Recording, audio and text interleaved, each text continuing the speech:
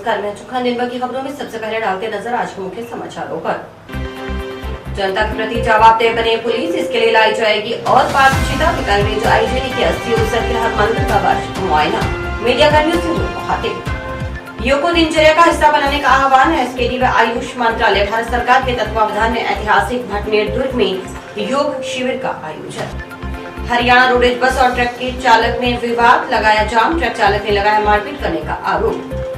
Collector ने किया 20 bed के आईसीयू कक्ष का लोकार्पण, डिजिटल एक्सरे मशीन व ज्वाइंट रिप्लेसमेंट क्लिनिक का भी उद्घाटन। अब खबरें विस्तार से। बीकानेर रेंज के पुलिस महानिरीक्षक ओम प्रकाश का कहना है कि एक कार्य योजना के तहत पुलिस थानों में एनडीपीएस एक्ट के मामले दर्ज किए जा रहे हैं। सबसे पहले 3 माह में सूचना के आधार पर कार्रवाई की जा रही है। उसके बाद पुलिस की दूसरी प्राथमिकता है कि जहां से मादक व नशीला पदार्थ सप्लाई होता है उस जगह कार्रवाई हो। उसमें नाइजीरियन गैंग भी शामिल है। नाइजीरियन गैंग के अधिकतर लोग दिल्ली में ही रहते हैं। इसके लिए राजस्थान पुलिस का दिल्ली पुलिस से भी संपर्क है। आने वाले समय में नाइजीरियन गैंग के खिलाफ भी कार्रवाई की जाएगी। ये बात आईजी ने मंगलवार को सीओ सर्किल हनुमानगढ़ का वार्षिक मुआयना करने के दौरान मीडिया कर्मियों से मुखातिब होते हुए कही। आईजी ओम प्रकाश ने कहा कि पहली बार नशे के खिलाफ प्रशासन, एनजीओ, स्कूल, कॉलेज, हॉस्पिटल इत्यादि को एकीकृत कर कार्रवाई की जा रही है। पुलिस का प्रयास है कि नशे के कारोबार से जुड़े लोगों की गिरफ्तारी भी हो, साथ ही रास्ता भटकने वाले बच्चों को डी एडिक्शन सेंटरों के जरिए नशा छुड़वाकर सही रास्ते पर लाया जाए। पंजाब हरियाणा से नहरों में बहकर आने वाले शवों की पहचान व मौत के कारणों को लेकर नहर पर सीमा चौकियां खोलने के सवाल के मुद्दे पर आईजी ने कहा कि इस संबंध में बॉर्डर एरिया वाले जिलों से चर्चा हो चुकी है। जितने भी अज्ञात शव मिलने के मर्ग राजस्थान में दर्ज होते हैं, उस बारे में सीमावर्ती जिलों के पुलिस अधीक्षकों से बात करना व एसएचओ की ओर से मृतक के फोटो भेजना अनिवार्य है। भविष्य में इस प्रकार के केस सामने आते हैं तो उनको प्राथमिकता से निस्तारित किया जाएगा। इसको लेकर बैठक भी होनी है। बैठक के बाद कार्य योजना भी बनाई जाएगी। लेकिन अभी तक कोई ऐसा प्रकरण सामने नहीं आया जिसमें कहा जा सके कि वह अनसुलझा रह गया हो। एक कार्य योजना के तहत जो एनडीपीएस के मामले दर्ज किए जा रहे हैं, और सबसे पहले हमने जो 3 महीने हैं इन्फोर्समेंट के लिए किए हैं, जिसमें कि हम ज़्यादा से ज़्यादा जो लोग सूचनाएं दे रहे हैं या पुलिस पब्लिक पंचायत है वहाँ पे भी सूचनाएं मिल रही हैं, लोगों से, आप लोगों से बातें कर रहे हैं, उस पर सूचनाएं मिली, इस पर कार्रवाई कर रहे हैं। उसके बाद दूसरी प्राथमिकता हमारी ये है कि जहाँ से जो सप्लाई होता है उसको टच करें। उसमें ये जो नाइजीरियन गैंग है वो भी शामिल है। दिल्ली पुलिस से भी संपर्क में हैं हम, क्योंकि वहाँ पे ज़्यादातर लोग दिल्ली से ही में ही रहते हैं, उनके संपर्क में हैं। आने वाले समय में उन पर भी हम कार्रवाई करेंगे। नवाचार तो यही है कि पहली बार प्रशासन को भी, जो ड्रग इंस्पेक्टर्स हैं उनको भी, एनजीओज़ को भी, स्कूल्स एंड कॉलेजेस को भी, हॉस्पिटल्स को भी, सबको इंटीग्रेट करके उसमें एक इंटीग्रेटेड अप्रोच के साथ कार्रवाई की जा रही है। हम चाहेंगे कि लोगों की गिरफ्तारियां भी हों और जो बच्चे रास्ता भटक गए हैं उनके लिए डी एडिक्शन का भी सेंटर का भी इंतजाम हो, जिससे कि सही रास्ते पे आ सके। एक इंटीग्रेटेड रूप में ही काम करेंगे। बॉर्डरिंग डिस्ट्रिक्ट्स हैं उनसे हमारी चर्चाएं हो चुकी हैं, और जितने भी मर्ग यहाँ पे दर्ज होते हैं इनवेरिएबली वो जो सीमावर्ती जिलों से जिला पुलिस अधीक्षक को बात करना अनिवार्य है, और जो एसएचओज़ हैं उनकी फ़ोटो भेजना या जो भी इनकी कार्रवाई करना अनिवार्य है। और भी जो हमारे संपर्क में जो ऐसे केसेस आएंगे उनको हम प्रायोरिटी पे निपटाएंगे। एक बार हमारी उनके साथ मीटिंग भी अभी पेंडिंग है। मीटिंग के बाद हम कोई कार्य योजना बना करके हम कहने की स्थिति में होंगे, बट अभी तक कोई ऐसा केस नहीं आया है कि सारे प्रकरण अनसुलझे रह गए। नशा प्रवृत्ति के व्यक्ति को किसी मामले में पकड़ने के बाद उन्हें रखने को लेकर पुलिस की सामने आ रही समस्या के सवाल के जवाब में आईजी ने कहा कि सरकार व एनजीओ के स्तर पर वार्ता चल रही है। इस समस्या के निराकरण के लिए आने वाले समय में डी एडिक्शन सेंटर देखने को मिलेंगे। आईजी ने सोमवार रात्रि को गांव गुरुसर में हुई पुलिस पब्लिक पंचायत के मुद्दे पर कहा कि इसके पीछे का मकसद है कि पुलिस का हर एक व्यक्ति पब्लिक से मिले, चाहे वह आईजी हो या कांस्टेबल, जनता से फीडबैक लेकर कार्रवाई करें। आईजी ने पिछले दिनों हुई एनडीपीएस एक्ट की कार्रवाई पर संतोष जाहिर करते हुए कहा कि कुछ चीजों में और सुधार करने की आवश्यकता अभी भी है। उसको लेकर दिशा निर्देश दिए गए हैं। आने वाले समय में और टीमबद्ध होकर कार्रवाई करेंगे। उन्होंने कहा कि पुलिस जवाबदेह बने, ये सबसे जरूरी है। पुलिस जनता के प्रति जवाबदेह बने, इसके लिए और भी पारदर्शिता लाई जाएगी। एक दूसरे के साथ संवाद बना रहे, ऐसी कोशिश रहेगी। उन्होंने कहा कि पुलिस का प्रयास है कि दुर्दांत अपराधी पकड़ में आए, ताकि जनता में ये संदेश जाए कि कोई अपराधी खुला नहीं घूम रहा। हरियाणा में पंजाब के पुलिस अधिकारियों से वार्ता हुई है कि पंजाब हरियाणा के अपराधियों को राजस्थान की पुलिस, जबकि पंजाब हरियाणा में घूमने वाले राजस्थान के अपराधियों को वहां की पुलिस पकड़कर हमें देखे।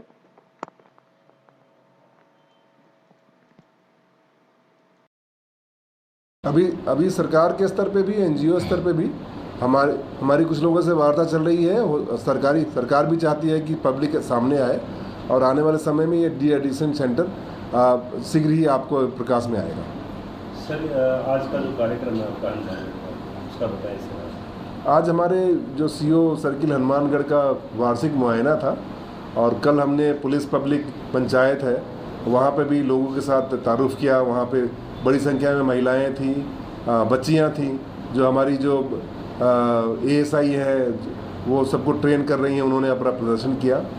मेरा कहना ये है कि पुलिस का हर एक व्यक्ति, भले ही आईजी या कांस्टेबल, हर एक व्यक्ति पब्लिक से मिले और पब्लिक से फीडबैक लेके कार्रवाई करे। आपने पढ़ा भी होगा कि हमने सामाजिक अंकेक्षण की बात करी है कि सोशल ऑडिट कि जो पब्लिक हमारे विषय में क्या सोचती है। अगर जो काम हम कर रहे हैं अगर पब्लिक उससे सेटिस्फाइड नहीं है तो अपनी बातें बताएगी और हम उसमें इम्प्रूवमेंट करेंगे। श्री खुशालदास विश्वविद्यालय व मौलिक सर्विसेज प्राइवेट लिमिटेड के तत्वावधान में आयोजित योगोत्सव कार्यक्रम के तहत मंगलवार को जिला मुख्यालय पर टाउन स्थित भटनेर दुर्ग में योग शिविर का आयोजन किया गया। योग शिविर में योग प्रेमियों में काफी उत्साह नजर आया। शिविर में शहरवासियों का जनसैलाब सा उमड़ पड़ा। शिविर के दौरान योगाचार्य डॉक्टर राजेंद्र निकुंभ की ओर से सुबह 6:30 बजे से 8:30 बजे तक योग सभा व योग प्रदर्शन किया गया। कार्यक्रम के उत्तरार्ध में योगोत्सव वेबिनार का भी आयोजन किया गया।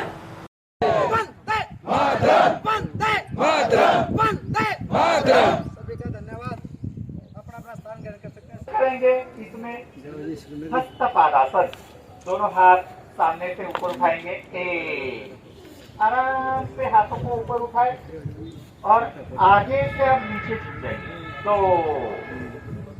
घुटनों को नीचे मोड़ना नहीं है, घुटने सीधे रखने और आगे से नीचे झुककर बिल्कुल शरीर को स्थिर और शांत छोड़ देना करें।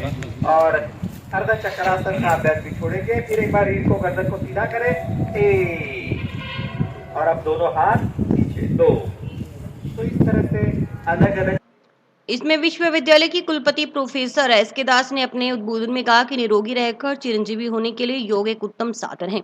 योग हमारे रक्त में सुरक्षा तंत्र की कोशिकाओं के बल में अपार वृद्धि करता है और प्रतिकूल वातावरण में भी हमारे शरीर की रक्षा करता है। MSPL के निदेशक यशपाल सिंह ने बताया कि योगोत्सव कार्यक्रम का भारत सरकार व आयुष मंत्रालय की ओर से 13 मार्च को विज्ञान भवन दिल्ली से आगाज हो चुका है। इस कार्यक्रम में केंद्रीय मंत्री सर्बानंद सोनोवाल और विभिन्न राज्यों के मुख्यमंत्रियों ने हिस्सा लेकर 100 दिन तक देश के 100 शहरों में चलने वाले योगोत्सव का आगाज किया। इसको लेकर मोरारजी देसाई राष्ट्रीय योग संस्थान से 100 योग संस्थाओं का चयन किया गया है, जो मोरारजी देसाई राष्ट्रीय योग संस्थान के साथ मिलकर हर दिन एक शहर में योगोत्सव का आयोजन कर रहे हैं। उन्होंने बताया कि योगोत्सव के अंतर्गत योग कार्यक्रम, कार्यशाला, सेमिनार व योग से होने वाले लाभ पर चर्चा की जाती है। इसके जरिए संपूर्ण विश्व में योग का प्रचार प्रसार किया जा रहा है। वेबिनार में मोरारजी देसाई राष्ट्रीय योग संस्थान निदेशक डॉक्टर ईश्वर बसवा Reddy, yoga therapist doctor Dilip Patil ने भी विचार रखते हुए दैनिक जीवन में योग को दिनचर्या का हिस्सा बनाने का आह्वान किया। SKD विश्वविद्यालय की ओर से योग को बढ़ावा देने के लिए किए जा रहे प्रयासों की भी सराहना की गई। अत्यंत हर्ष और खुशी का विषय है कि आज आयुष मंत्रालय भारत सरकार के निर्देशानुसार पूरे संपूर्ण देश में जो 75 केंद्र चिन्हित किए गए हैं उनमें से हनुमानगढ़ टाउन के श्री खुशालदास विश्वविद्यालय को ये सौभाग्य प्राप्त हुआ। श्री खुशालदास विश्वविद्यालय प्रबंधन ने भटनेर ऐतिहासिक दुर्ग जो हनुमानगढ़ टाउन में स्थित है इसे चिन्हित किया। विशेष रूप से आयुष मंत्रालय भारत सरकार का ये निर्देश है कि संपूर्ण भारत में योग को बनाकर भारतीय जो लोग हैं उनको ऊर्जावान, सशक्त एवं स्वस्थ बनाया जाए ताकि आने वाला भारत विश्व गुरु सिद्ध हो सके। इसी की तरफ से आज एक योग कैंप लगाया गया। इसमें आयुष मंत्रालय के दिशा निर्देश में योग के बारे में विस्तृत रूप से बता रहे हैं और हम पिछले 20 साल से पतंजलि योग समिति से जुड़े हुए हैं। हम भी इसमें सहयोग कर रहे हैं और ये SKD यूनिवर्सिटी की तरफ से, आयुष मंत्रालय की तरफ से जो योग कैंप लगाया गया है, विस्तार से उन्होंने योग प्राणायाम के बारे में बताया, बहुत अच्छा लगा। योग के प्रति लोगों को अवेयर करने के लिए एक कैंप का आयोजन ऐतिहासिक भटनेर दुर्ग में लगाया गया। ये मेरी जो टीम है आज राष्ट्र सम्मान टीम, इनके द्वारा राष्ट्र ध्वज फहराकर आज इस कार्यक्रम का शुभारंभ किया गया। मेरी खुशहालदास यूनिवर्सिटी के जो प्रशासक हैं उनसे अपील रहेगी कि योग दिवस 21 जून से पहले डेली एक कैंप हमारे राष्ट्र ध्वज राष्ट्र सम्मान टीम के साथ लगाकर शहरवासियों को अवेयर किया जाए। जंक्शन में श्री गंगानगर रोड पर स्थित रेलवे फाटक के पास मंगलवार सुबह हरियाणा रोडवेज बस और ट्रक चालक में साइड को लेकर विवाद हो गया। विवाद तब बढ़ गया जब ट्रक चालकों ने बस के चालक परिचालक पर मारपीट करने का आरोप लगाते हुए चक्काजाम कर दिया। जाम करीब आधा घंटा जारी रहा। विवाद के बीच हरियाणा रोडवेज बस का चालक और परिचालक वाहन छोड़ मौके से इधर उधर हो गए। सूचना पर पहुंची पुलिस ने ट्रक चालकों से समझाइश के बाद जाम खुलवाया और बस को जब्त कर लिया। जानकारी के अनुसार ट्रक चालक इमाम ने बताया कि वह मंगलवार सुबह अपनी साइड में ट्रक लेकर जा रहा था। श्री गंगानगर रेलवे फाटक के पास पहुंचा तो पीछे से आई हरियाणा रोडवेज बस के चालक ने टक्कर मारकर ट्रक का शीशा तोड़ दिया। जब उसने ऐतराज जताया तो बस के चालक परिचालक ने गालियां निकाली। परिचालक ने बस से नीचे उतरकर उस पर डंडे से वार किए। बस चालक ने थप्पड़ मारे। उधर इस घटना का पता चलते ही कई ट्रक चालक मौके पर इकट्ठा हो गए और रेलवे फाटक के पास जाम लगा दिया। सूचना मिलने पर जंक्शन थाना से एएसआई शैलेश चंद पुलिस टीम के साथ मौके पर पहुंचे। तब तक हरियाणा रोडवेज का चालक व परिचालक गाड़ी को मौके पर छोड़कर चले गए। पुलिस ने जाम लगाकर विरोध जा रहे ट्रक चालकों से समझाइश की। ट्रक चालकों ने हरियाणा रोडवेज बस के चालक परिचालक के खिलाफ कानूनी कार्रवाई करने की मांग की। पुलिस की रिपोर्ट पर मुकदमा दर्ज करने का आश्वासन देने पर आक्रोशित ट्रक चालक शांत हुए और जाम खोला। पुलिस ने हरियाणा रोडवेज की बस को जब्त कर थाना ले गई। ट्रक चालक इमाम की ओर से मुकदमा दर्ज करवाने के लिए पुलिस टीम को परिवाद सौंपा गया। शहर में आके गुंडागर्दी करते हो, चक्कर के चक्कर आपके टाइम टपान के चक्कर में आवे लेट है और ओवर क्रॉस करके गाड़ियां काटे। इन ओवर ब्रिज को काम चालन लग रहे हैं, ऊपर गुंडागर्दी करे, ड्राइवर ने मारे बुरी तरह और सारे चक्को जाम करा दियो।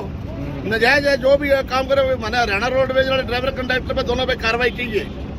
तो संतुष्ट होगा, नहीं तो हमारी गाड़ी खड़ी है, मैं सारी यूनियन की गाड़ियां बैठे भेज। आज यही विवाद हुआ है, भी फाटक बंद है, टाइम से गाड़ियां निकलेगी। आधा देखता मैं मेरी गाड़ी लेके टप्पू, रास्ता ही नहीं तो ऊपर थोड़ी चढ़ाएगा।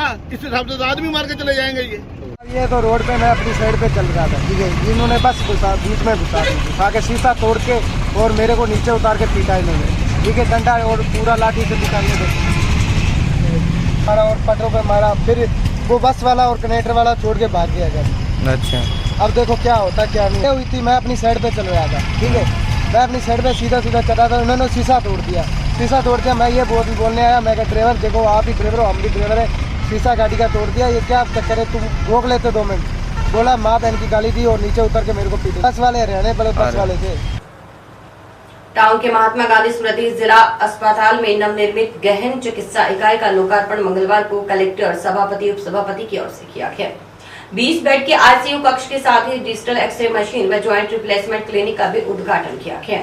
इस मौके पर कलेक्टर नतमल डिडेल, सभापति गणेश बंसल, उप सभापति अनिल खिचड़, कृषि उपज मंडी समिति अध्यक्ष अमर सिंह, सीएमएचओ डॉक्टर नवनीत शर्मा, प्रमुख चिकित्सा अधिकारी डॉक्टर मुकेश पोटलिया सहित अन्य डॉक्टर, जनप्रतिनिधि व गणमान्य नागरिक उपस्थित रहे। आईसीयू कक्ष, डिजिटल एक्सरे मशीन व ज्वाइंट रिप्लेसमेंट क्लिनिक के उद्घाटन के बाद मीडिया कर्मियों से मुखातिब जिला कलेक्टर ने कहा कि जिला अस्पताल में ज्वाइंट रिप्लेसमेंट क्लिनिक होना अपने आप में बहुत बड़ी बात है, क्योंकि अगर कोई व्यक्ति किसी दूसरे पर निर्भर रहता है तो इससे बुरी स्थिति उसके लिए कोई और हो नहीं सकती। वहीं व्यक्ति अगर अपने पैरों पर चलने लग जाए तो इससे बड़ा जीवन दान भी नहीं हो सकता। जिला अस्पताल में अत्याधुनिक एम्बुलेंस उपलब्ध करवाई गई है। साथ ही कहा कि जिला अस्पताल का स्टाफ मरीजों के लिए टीम वर्क के साथ काम करे, इससे अस्पताल का भी नाम होगा। जिला कलेक्टर ने कहा कि कोरोना काल के बाद मुख्यमंत्री समेत जनप्रतिनिधि सभी चिकित्सा संस्थानों में स्वास्थ्य सुविधाओं के विस्तार को लेकर गंभीर हैं। आमजन के स्वास्थ्य को ध्यान में रखते हुए सरकार की ओर से अत्याधुनिक सुविधाएं उपलब्ध करवाई जा रही हैं। सरकारी चिकित्सा संस्थानों में निःशुल्क इलाज करवाने के लिए आने वाले जरूरतमंद को इन अत्याधुनिक सुविधाओं का लाभ मिले, यही प्रशासन का लक्ष्य है। भविष्य में भी ये प्रयास रहेगा कि शहरी व ग्रामीण क्षेत्र में स्थित सीएससी, पीएससी में स्वास्थ्य सुविधाओं का विस्तार किया जाए।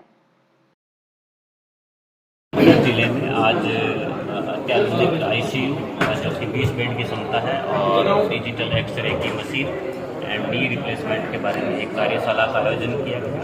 तो मैं समझता हूँ कि कोरोना के बाद से जिस प्रकार माननीय मुख्यमंत्री जी और हमारे सभी जनप्रतिनिधि चिकित्सा संस्थानों में स्वास्थ्य सुविधाओं को जो विस्तार को लेकर और अत्याधुनिक करने को जो फंडिंग की जा रही है, ये आमजन के स्वास्थ्य के लिए बहुत फायदेमंद होगी।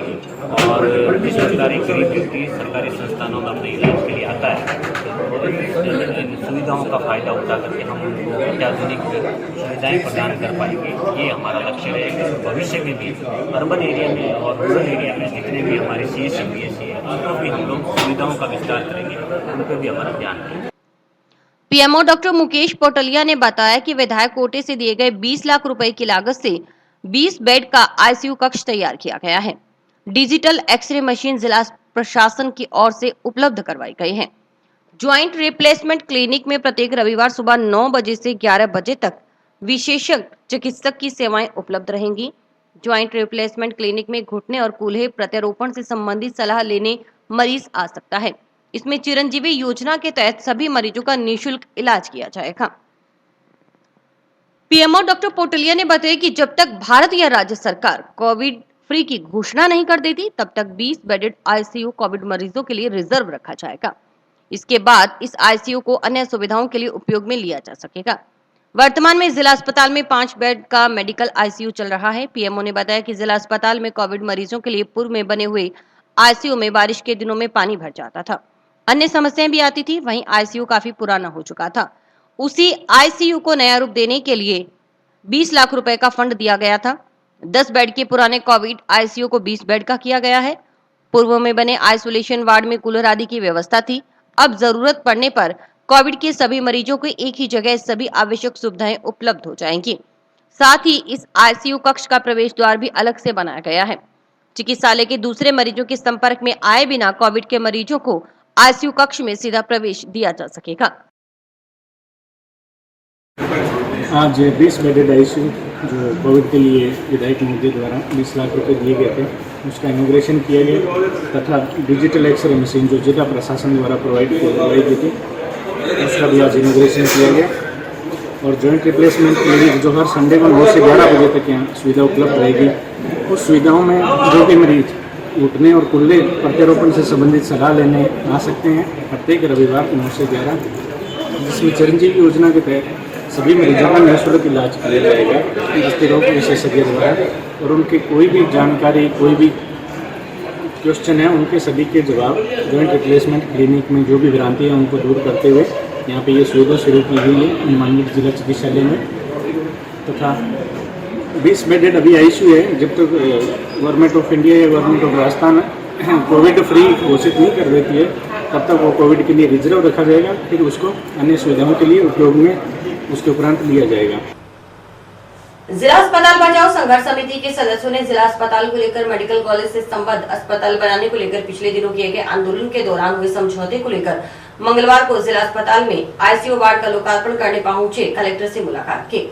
पूर्व पार्षद देवेंद्र पारी के नेतृत्व में कलेक्टर से मिले संघर्ष समिति सदस्यों ने समझौते के दौरान तय हुई बातों की तरफ उनका ध्यान आकर्षित करवाया।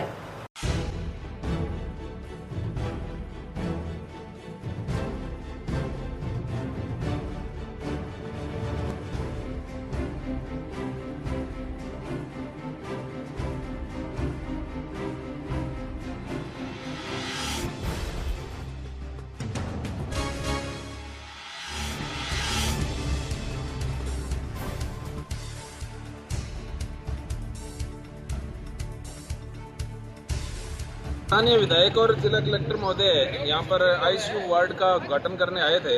तो हमारे संघर्ष समिति के जो साथी हैं, हम सब लोग आज एमएलए साहब से और कलेक्टर साहब को मिलकर हमने जो प्रशासन और सरकार से जो इस जिला चिकित्सालय के संबंध में जो भी बातें और जो तय हुआ था संघर्ष समिति के साथ, वो सब उनको याद दिलाने के लिए आज हम आए। और एमएलए साहब ने और कलेक्टर साहब ने यही कहा भाई सकारात्मक रूप से उस दिशा में हम बढ़ रहे हैं और जो भी हमने कमिटमेंट्स आपके साथ करी है जिला हॉस्पिटल को लेकर, उसको हम जल्दी पूरा करेंगे। संभावना तो है, अभी तक कोई उसमें बहुत ज़्यादा कार्रवाई नहीं हुई है। एक तो पीएमओ साहब को कोई ये जो बिल्डिंग जो चयनित स्थान किया था उसके डिसमेंटल को लेकर कुछ लेटर वगैरह लिखने थे, तो अभी तक ये सारी चीज़ें कोई क्लियर नहीं है। तो उन सारी बातों को लेकर संघर्ष समिति के और मानगढ़ के लोगों के मन में जो आशंकाएं हैं, उनको लेकर आज हमने विधायक जी को और जिला कलेक्टर महोदय को इन सब बातों से अवगत कराया। और अभी वक्त है एक ब्रेक का।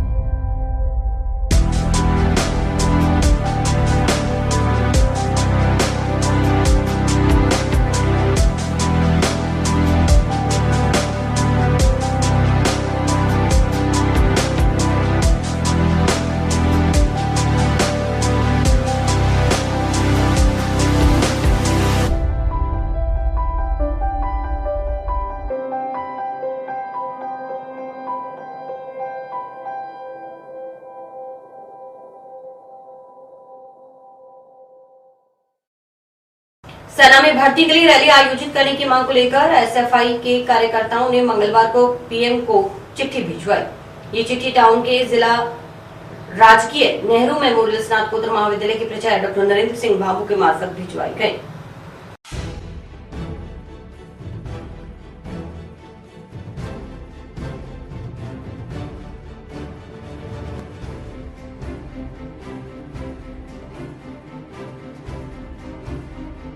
पूरे देश में एसएफआई ने इस बात के लिए प्रदर्शन किया है, जिस तरह से पिछले 3 वर्ष से सेना भर्ती रैली नहीं हुई है और जो विद्यार्थी सेना भर्ती रैली की तैयारी कर रहे थे वो ओवरेज हो गए हैं, उनके भविष्य पर संकट है और लगातार एसएफआई ये मांग कर रही है पिछले कई समय से कि सेना भर्ती रैली जल्द से शुरू की जाए, लेकिन सरकार इन बातों पर ध्यान नहीं दे रही है। इसके खिलाफ हम जल्दी मोर्चा खोलने वाले हैं। आज पूरे देश में एसएफआई जहाँ भी है वहाँ प्रदर्शन किए हैं, ज्ञापन सौंपे हैं। जल्द हमारी बात नहीं मानी गई तो हम बड़ा मोर्चा भी खोलेंगे। और साथ में ये बात भी कहना चाहते हैं, जो भारत सरकार, केंद्र सरकार जो पॉलिसी लाई है कि हम संविदा पर सेना भर्ती में शामिल करेंगे, हम ये नहीं होने देंगे। जो विद्यार्थियों का हक है, जो सैनिकों का हक है, वो उन्हें मिलना चाहिए। रंजीश्वर स्कूटी योजना से वंचित करने का आरोप लगाते हुए एक विशेष योगेजन ने मंगलवार को डीवाईएफआई कार्यकर्ताओं के नेतृत्व में मुख्यमंत्री के नाम एसडीएम को ज्ञापन सौंपा। विशेष योगेजन ने स्कूटी योजना से लाभान्वित करने की गुहार प्रशासन से लगाई।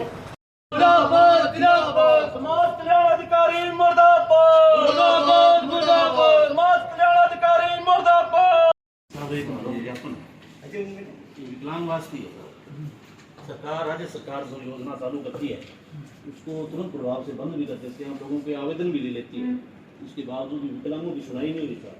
कई बार इसने आवेदन कर दिया और यहाँ के जो समाज कल्याण के अधिकारी उसको अपात्र घोषित करते हैं। सब है कहाँ से 90% पता नहीं, रिजेक्ट कर दिया फॉर्म का, स्कीम चली गई। चकजवाला से आया हूँ सर, गुरसेवक मेरा नाम है सर। मैं स्कूटी के बारे में आया था सर, वो मेरी सुनाई नहीं हो रही। 2-3 बार मैं पहले भी अप्लाई किया था लेकिन मेरी सुनाई नहीं हो रही सर। पता नहीं क्यों सर, सरकार कह रही है कि मैं विकलांगों के लिए ये सुविधा कर रहे हैं, लेकिन मुझे आज तक स्कूटी का कोई लाभ नहीं मिला। क्यों हो रहा है पता नहीं। भारत की जनवादी नौजवान सभा जिला कमेटी यहाँ जिला कलेक्टर साहिबान से मिले हैं। एक विकलांग व्यक्तियों के लिए जो स्कीम चालू की गई थी सन 2021 में, स्कूटी योजना, जो कि राज्य सरकार ने बंद कर दी है। सरकार से भारत की जनवादी नौजवान सभा मांग करती है कि विकलांगों के लिए ये स्कीम जो है हमेशा चालू रखे।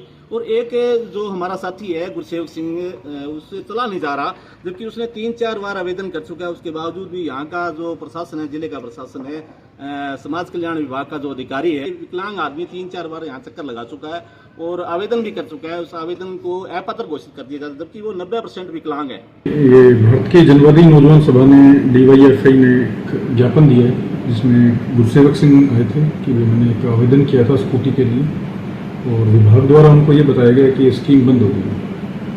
तो अभी मैं इसके बारे में जानकारी ले लेता हूँ। अगर ये पात्र हैं और स्कूटी उपलब्ध है तो उनको जरूर जल्दी से जल्दी उपलब्ध करवाएं। पंचायत समिति स्तर पर नंदीशाला की स्थापना को लेकर मंगलवार को जिला गोपालन समिति की बैठक सीईओ जिला परिषद अशोक आसीचा की अध्यक्षता में आयोजित की गई। जिला परिषद में आयोजित की गई इस बैठक में पशुपालन विभाग के संयुक्त निरीक्षक डॉक्टर ओम प्रकाश किलानिया ने बताया कि हनुमानगढ़ पंचायत समिति के स्तर पर नंदीशाला हेतु श्री गौशाला समिति टाउन व पंचायत समिति नोहर स्तर पर नंदीशाला खोलने के लिए श्री गौशाला नोहर का चयन किया जा चुका है। अन्य 5 पंचायत समिति के स्तर पर नंदीशाला के चयन नहीं हो पाने के कारण गौशालाओं के पास निर्धारित 20 बीघा जमीन नहीं होना पाया है।